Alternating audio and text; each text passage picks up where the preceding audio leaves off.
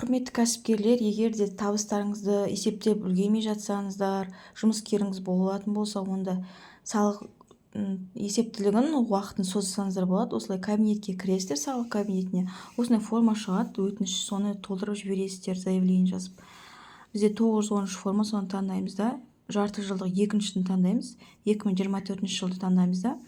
212-шіні статьяны белгілеп, код органына жазасыздар, қай УГД-ға жатасыздар сіздер, соны белгілеп жібересіздер.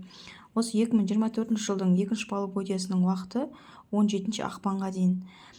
Енді біз қазір созғанда қанша беретінін көрейік. Себебі 15-і бізде сенбі күнге түсіп тұр. Осылай жазып жібергеннен кейін бірден жауабы шығады. Неге примечаниясына қарасаңыздар, міне 19 наурызға дейін берген. Енді осы уақытқа дейін біз барлық салықтарды есептеп тапсыратын боламыз отчетымызды.